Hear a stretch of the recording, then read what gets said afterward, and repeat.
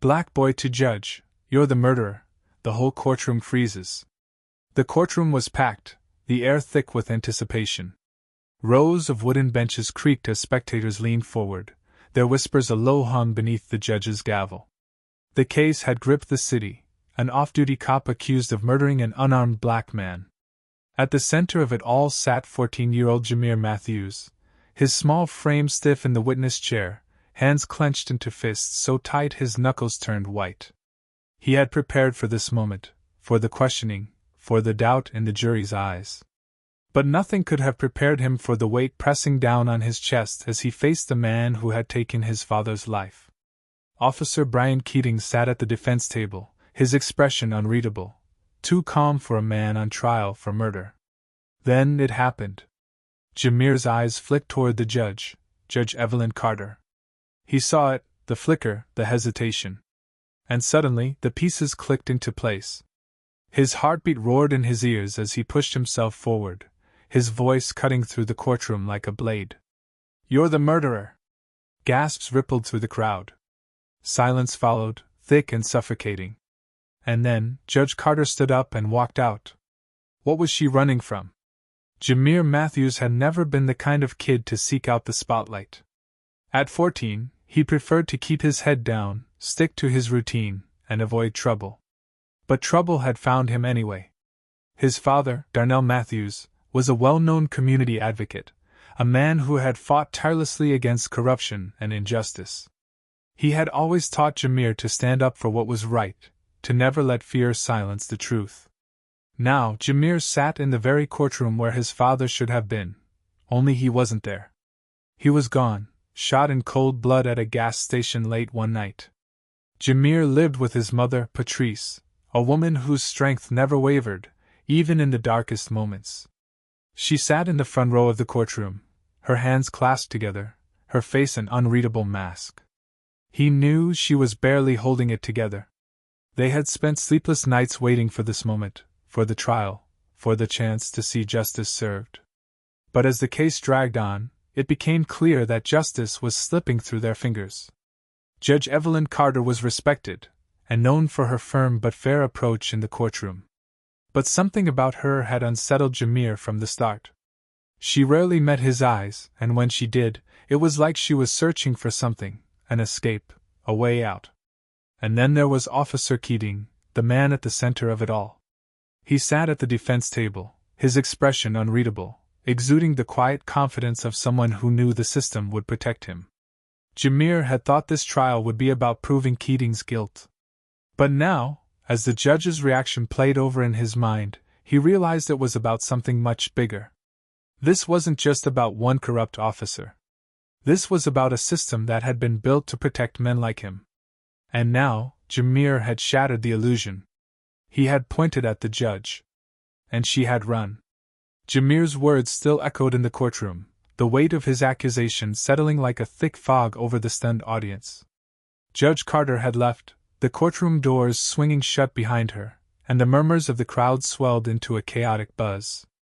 The prosecutor and defense attorney exchanged sharp glances, both scrambling to regain control of a moment that had just upended the entire trial. Officer Brian Keating, the man on trial, had remained eerily composed throughout the testimony. But now, his mask of indifference cracked. His fingers tapped against the table in a slow, deliberate rhythm, and his jaw twitched. He glanced toward the now vacant judge's bench as if expecting some invisible hand to step in and smooth out the disruption. But no one came. Jameir could feel his pulse in his throat, but he refused to shrink. His father's voice rang in his mind, "If you see something wrong, you speak on it. You don't let fear win." He clenched his fists against his lap and kept his gaze locked on the empty judge's chair. The defense attorney rose, smoothing the front of his crisp suit, and let out a measured sigh. "Your Honor," he started, but caught himself, eyes darting toward the empty bench. He recovered quickly, turning to the jury. "Ladies and gentlemen, I think we can all agree that we've seen something quite unusual here today." The jury remained still. Some of them looked shaken, others skeptical. A few cast lingering glances toward Jameir, their faces unreadable. The prosecutor, clearly irritated, finally spoke up. We request a short recess while we determine how to proceed. But Jameir wasn't done. He pushed himself forward in his seat. She ran because she knows something, he said, his voice clear despite the lump in his throat. She knew my father was murdered, and she knew Keating would walk free. A collective hush fell over the room. The defense attorney scoffed, shaking his head. This is nothing more than an emotional outburst from a grieving child. Jameir's mother, who had been silent through most of the proceedings, stood suddenly. No. He's telling the truth. Her voice didn't waver. And if this court is about justice, then we need to ask, why did the judge just walk out on her case? The prosecutor hesitated. He turned toward the bailiff. Find Judge Carter. The bailiff nodded and disappeared through the side door. The weight in the room grew heavier with each second. Jameir could see Keating shifting now, not much, but enough to betray his nerves. His confidence was slipping. For the first time since the trial started, Jameir thought, maybe we have a chance. Minutes passed, but it felt like hours. When the bailiff returned, his expression was tight. Judge Carter has left the courthouse. A ripple of shock moved through the spectators. The prosecutor's face darkened. Then we proceed without her. He turned back to Jameir. Son, I want you to tell us everything you know. Jameir took a deep breath. He wasn't a lawyer. He wasn't trained for this. But he knew the truth. He knew what he had seen. So he told them everything. Jameir took a deep breath, his fingers gripping the edges of the witness stand. His heart pounded like a drum in his chest. The prosecutor's words still rang in his ears. Tell us everything you know. He hadn't planned on this moment, but he had no choice now. The judge was gone. The courtroom was unraveling. But his father had always told him, truth doesn't wait for permission. I remember that night, Jameir began, his voice steady despite the nerves threatening to choke him. My dad had just left a meeting about a case. He was worried. He kept saying that he was getting too close to something big. Something that would make a lot of powerful people nervous. The defense attorney scoffed. Objection! This is hearsay. The prosecutor raised a hand. The judge is absent. We will proceed with this testimony. The room held its breath. Jameir swallowed. We stopped at the gas station. He told me to stay in the car while he went inside. And then I heard the shot. His voice faltered for a second, but he pushed on. When I ran out, I saw Officer Keating standing over him. Gun still in his hand. My dad was on the ground. He wasn't moving. The prosecutor nodded. And what did you see in Officer Keating's face? Jameir's fingers curled into his lap. Nothing. He wasn't scared. He wasn't angry. He was calm. Like he knew what was going to happen. A murmur rippled through the spectators. Even some of the jurors exchanged uneasy glances. The prosecutor turned, his voice sharp. Let's talk about Judge Carter. You accused her of something before she left the courtroom. Why? Jameir hesitated. This was the moment. He glanced toward his mother, whose hands were clasped tightly in her lap, her knuckles white. She gave him the smallest nod. Because she knew, he said. She knew my dad was going to die before it even happened. Gasps shot through the courtroom. The defense attorney jumped up. This is outrageous. There is zero evidence to support these claims. Jameir looked straight at him. Then why did she run? Silence. Officer Keating shifted in his seat, his jaw tightening. The prosecutor's expression darkened. Are you saying Judge Carter was involved? Jameir nodded. I don't know how deep. But my dad told me a week before he died that he had proof of something big. He said he didn't trust the system anymore, and that too many people were in on it. And then, a few days later, he was dead. The tension in the room was suffocating. The prosecutor turned toward the bailiff. Find Judge Carter. Another officer hurried out of the courtroom. But Jameir wasn't finished. My dad wasn't just another case, he continued, his voice growing stronger. He was investigating corruption in the police department. He told me cops were protecting each other, covering up crimes. He told me he was scared but that he wouldn't stop. The prosecutor turned back to him. And did he mention Officer Keating specifically? Jameir nodded. He said Keating wasn't working alone. He said there were others. Officer Keating clenched his jaw. For the first time, his confidence seemed to slip. The prosecutor took a step closer to the jury. Ladies and gentlemen, we came here to determine whether Officer Keating is guilty of murder. But it's clear this trial is bigger than that. He turned toward the defense table. The judge herself abandoned her position the moment a witness accused her of involvement. And now, we have testimony suggesting a deeper conspiracy. The defense attorney shook his head. Speculation. That's all this is. The prosecutor ignored him. Jameir, if your father had proof, where is it now? Jameir hesitated. I don't know. He had files. But the night he was killed, the police searched our house. They said they were looking for something, but they wouldn't say what. When they left, his office was trashed. Papers were missing. The room tensed. The prosecutor exhaled sharply.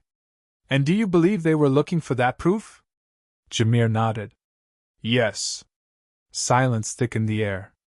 The jury sat motionless, absorbing every word. The defense attorney leaned into Officer Keating, whispering urgently. But Keating wasn't listening. He was staring at Jameir, his knuckles turning white as he gripped the edge of the table. Then the courtroom doors burst open. The bailiff returned, his face tight. Judge Carter is gone. What do you mean gone? The prosecutor asked sharply. She left the courthouse. Her car's missing. No one can reach her. The tension snapped. Murmurs turned to shouts. The jury exchanged glances. The defense attorney looked like he wanted to be anywhere else. The prosecutor turned back to the jury, his voice grave. We started this case thinking it was about a single murder. But we have just witnessed a sitting judge flee in the middle of a trial.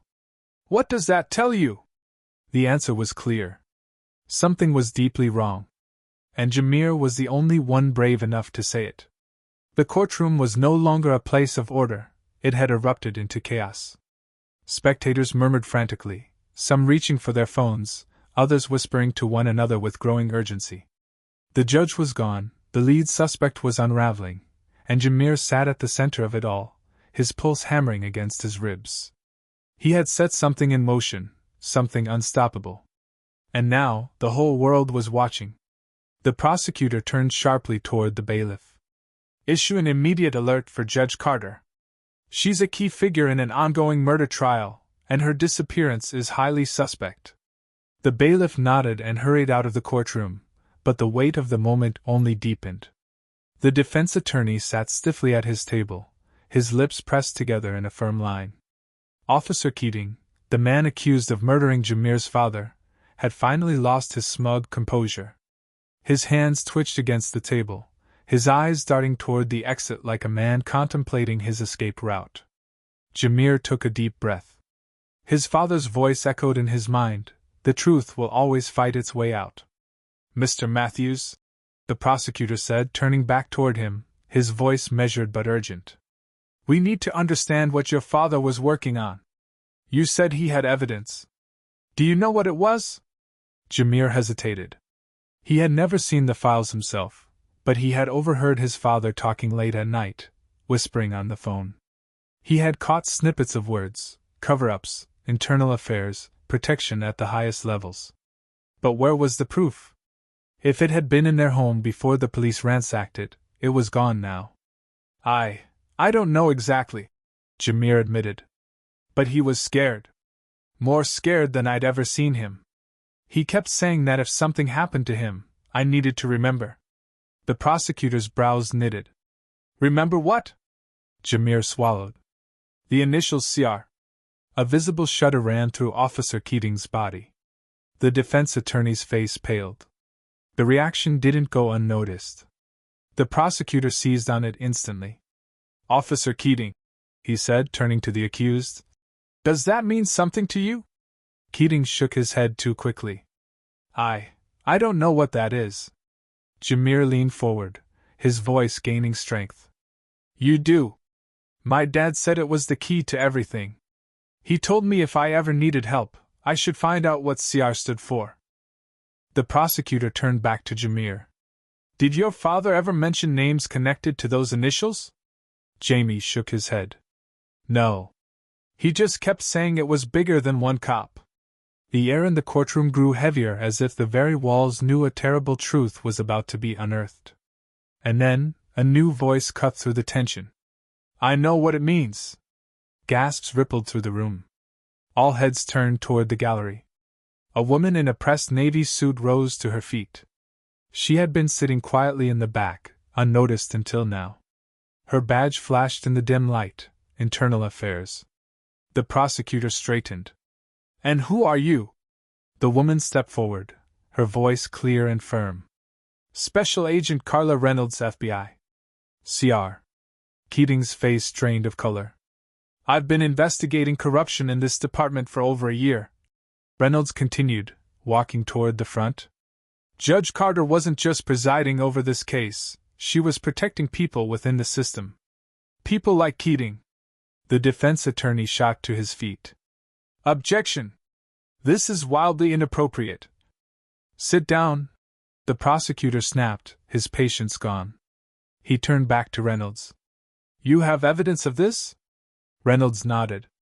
More than enough. Judge Carter was named in an ongoing federal investigation, along with several high-ranking officials. Your case against Keating just exposed the cracks, but this runs much deeper.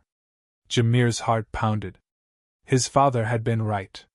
He had known. Keating shot up suddenly, knocking over his chair.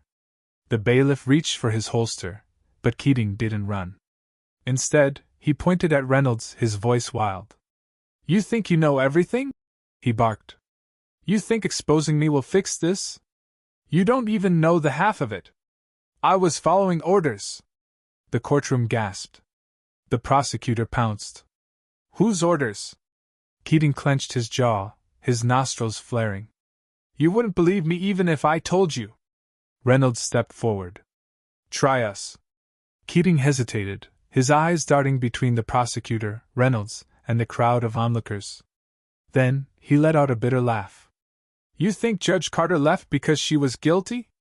Silence. She left because she knew what was coming. The air in the courtroom grew ice-cold. Jameir felt it like a weight pressing down on his chest. He had thought exposing Keating would bring justice. But now, a horrifying truth was beginning to dawn on him. This wasn't the end. This was just the beginning. The courtroom was a storm ready to break. Special Agent Carla Reynolds' revelation had shattered the thin veil of control, leaving everyone teetering on the edge of something far greater than a single murder trial. The prosecutor's face was set like stone, his gaze locked on Officer Brian Keating, who had just admitted to following orders that led to the execution of Jameir's father. Jameir's pulse pounded in his ears. He wanted to scream, to demand answers, but his father's voice echoed in his mind, stay sharp. The truth is in the details. The prosecutor took a measured step toward Keating.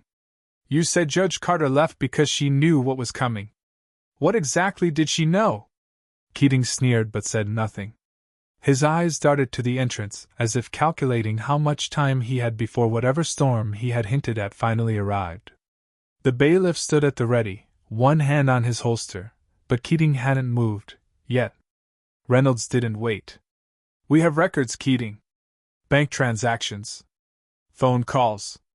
Judge Carter wasn't just complicit, she was a fixer. Someone who made problems disappear for the people pulling your strings. The defense attorney slammed his hands on the table. This is outrageous. There is no basis for these accusations. Reynolds turned on him. Sit down, counselor. You're either in way over your head or you're covering for people who will discard you the second they don't need you. The defense attorney hesitated. He looked at Keating, then at the prosecutor, and for the first time, uncertainty flickered in his gaze. Keating's breath came faster. He knew he was boxed in, and for the first time, he looked truly afraid. You don't know what you're dealing with, he muttered. The prosecutor leaned forward. Then tell us. Because right now, the only thing saving you from a life sentence is the truth. A tense silence stretched between them. Jameir gripped the edges of the witness stand. He had always believed that the truth was simple, that once it was spoken, justice would follow. But now, looking at Keating, at the sweat beading on his forehead, the nervous glances exchanged between the defense attorney and the officers standing guard, he realized something chilling. The truth wasn't just a weapon. It was dangerous. Keating exhaled sharply. You think I was the only one who knew? You think Carter was the only judge in their pocket? The prosecutor stilled. Who else? Keating scoffed. Do you think I'd be standing trial if the people in charge weren't fine with me being the fall guy? His lips curled in a bitter smirk. They needed a sacrifice, and I was the easiest choice. Reynolds' jaw clenched. Who's they? Keating looked past her, past the jury, and settled his gaze on Jameir. For the first time, his expression wasn't one of arrogance or indifference. It was regret. You already know, Keating said quietly. Your father knew. He tried to warn people, but no one listened. Jameir's stomach turned. He clenched his fists so tightly that his nails dug into his palms. Then tell us, he said, voice shaking but firm. Say their names. Keating opened his mouth, but before he could utter a word, a commotion erupted at the back of the courtroom. A uniformed officer pushed through the doors, his face flushed and frantic. Your Honor, we have a situation. The prosecutor turned sharply. What kind of situation? The officer swallowed hard. Judge Carter's car was found abandoned on the side of the highway. Her phone was inside. She's missing. The courtroom exploded into chaos. Reporters bolted for the exits, dialing their newsrooms. Spectators murmured in frantic voices. The defense attorney paled, his hand twitching toward his briefcase as if he were about to make a run for it. Even the jury looked shaken, their carefully constructed objectivity crumbling. The prosecutor wasted no time. Get a federal task force on this now. Lockdown Keating. No deals, no movement without my authorization. Reynolds nodded, already pulling out her phone.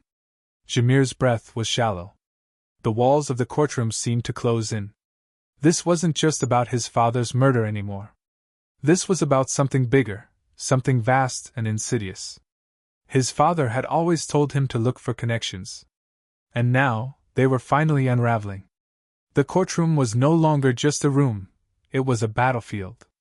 The tension hung so thick that even the air felt sharp. Keating's admission had cracked open something much larger, and now the flood was coming. Jameir barely registered the murmurs, the whispers of shock spreading like wildfire. His gaze was locked onto Keating, his breath shallow. He had spent months waiting for this moment, for the truth to finally be spoken aloud. But now that it was happening, it didn't feel like a victory. It felt like the beginning of something far more dangerous. The prosecutor stepped forward, his voice cutting through the chaos. Officer Keating, you just admitted that you were the fall guy. If you want any hope of surviving what's coming next, you need to tell us who is pulling the strings. Keating's throat bobbed as he swallowed. His gaze darted between the prosecutor, the jury, and the officers standing near the door. He had no allies left. The system he trusted had abandoned him, just as it had abandoned Jameir's father. Keating licked his lips. The names are in a file, he said, voice hoarse. My lawyer has it.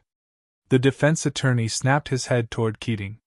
That's enough, he hissed. Keating ignored him. I was told to handle Jameir Matthews because he was getting too close. He had proof. He was going to bring it to someone outside the department. Higher up. The prosecutor's expression was cold steel. Who? Keating exhaled. Judge Carter. The room erupted. Spectators gasped, and jurors looked at each other in disbelief. The defense attorney dropped his pen. Even Special Agent Reynolds stiffened at the admission. Jameir's hands clenched. He had suspected, but hearing it out loud made it real. His father had died trying to expose something bigger than corruption, He had been silenced by the very people sworn to uphold justice. The prosecutor turned sharply. "Bailiff, take Keating into protective custody. I want that file secured immediately." Keating shook his head. "No one's safe," he muttered. "If Carter's missing, that means they're tying up loose ends. I might be next." Before anyone could respond, a loud crack echoed through the courthouse. The doors burst open. Armed federal agents swarmed in, their weapons drawn, their movements sharp and precise. "Federal Bureau of Investigation," a voice boomed. "Nobody moves." Reynolds raised her badge. "Stand down. We're in control here." The lead agent's gaze flickered between Reynolds and the prosecutor before giving a short nod. "Judge Carter's car wasn't just abandoned," he said, his voice grim. "There was blood on the seat. She didn't run. She was taken." The realization rippled through the courtroom like a shockwave. Whatever this was, it wasn't over. It was just getting started. The courtroom remained frozen in the wake of the revelation. The FBI agents exchanged glances, their radios crackling with urgent chatter. Judge Carter wasn't just missing, she had been taken. And that meant the people behind this conspiracy were still pulling the strings. Jameir sat motionless on the witness stand, his mind racing. His father had died trying to uncover the truth, and now the truth was spreading like wildfire. But this wasn't closure, not yet. Keating had named Judge Carter, but the web of corruption stretched further than anyone had imagined. The prosecutor turned to the jury, his expression unreadable. "Given these developments, this trial cannot proceed as usual. Officer Keating is to be placed under protective custody until we secure the evidence he's provided." He nodded toward Reynolds. "The FBI will take over from here." Reynolds stepped forward, her gaze settling on Jameir. "Your father was onto something big, and now it's time to finish what he started. We will find out who was behind this." Jameir felt his mother's hand on his shoulder. She squeezed gently, and he realized she was trembling, not with fear, but with something else. Determination. Hope. The judge's chair remained empty, a symbol of justice unfulfilled. But for the first time in months, Jameir felt something shift. The fight wasn't over, but they weren't alone anymore. The truth had finally broken through the walls built to contain it. As the bailiff began clearing the courtroom, reporters rushed out, their phones buzzing with updates. The world was watching now. The story wasn't just about Jameir Matthews anymore. It was about a system that had been rotten for years, finally being dragged into the light. Outside, the city moved as if nothing had changed, but Jameir knew better. Everything had changed. His father had always told him, if you see something wrong, you speak on it. You don't let fear win. He hadn't let fear win. And neither would the world. If this story of justice and corruption kept you on the edge of your seat, hit that subscribe button and turn on notifications. You won't want to miss our next thrilling investigation into the dark corners of power. Share your thoughts in the comments. What do you think happens next? We want to hear your voice. What would you have done in Jameir's position? Do you think justice will truly be served?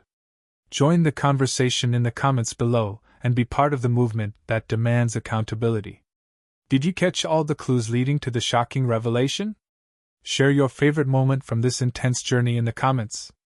Don't forget to like, share, and tag a friend who loves gripping crime stories as much as you do.